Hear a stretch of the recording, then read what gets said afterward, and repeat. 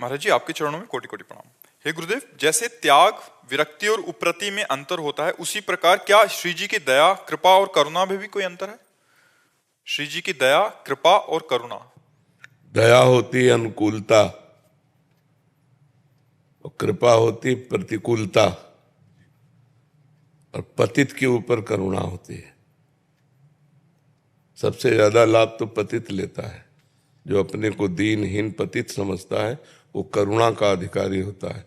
और भारी से भारी प्रतिकूलता श्री जी कृपा करके देती है और अनुकूलता दुलार करके देते हैं।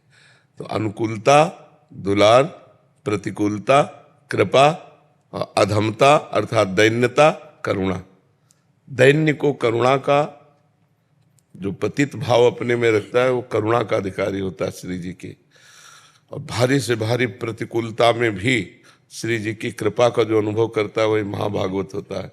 और जो अनुकूलता में उनके दुलार का अनुभव करता है वो भक्त होता है। समझ रहे ना? ये तो हमारे ऊपर अनुपम कृपा है, उनकी बहुत करुणा है। जब हमारे को अनुकूलता मिले तो करुणा देखें, दुलार करके दे रही अनुकूलता, और जब प्रतिकूलता मिले तब कृपा देखें।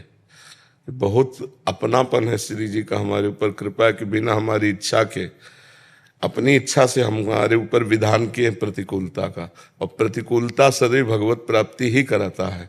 और श्री जी की अनुकूलता से जो करुणा कृपा का अनुभव होता है वो और उल्लासपूर्वक भजन कराता है कि कितनी कृपा है, हर जगह अनुकूलता ही अनुकूलता स्वामिनी जी दिए।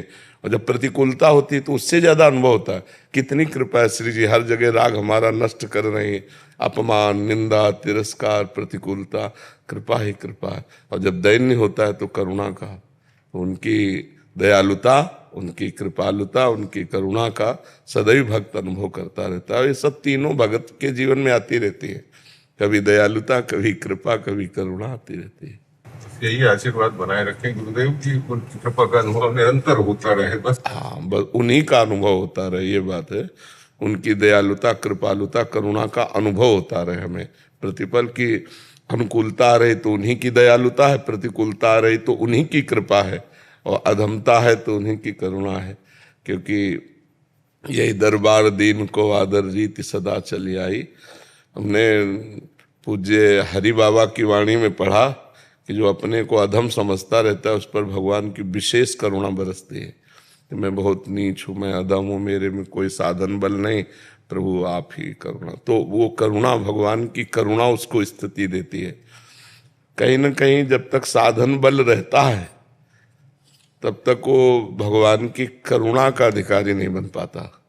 और जब साधन बल चला जाता है, अपबल तपबल और बाहुबल चौथो बल है दाम, सूर किशोर कृपाते सब बल हारे को हरिनाम, सुनेरी मैंने निर्बल के बल रहा।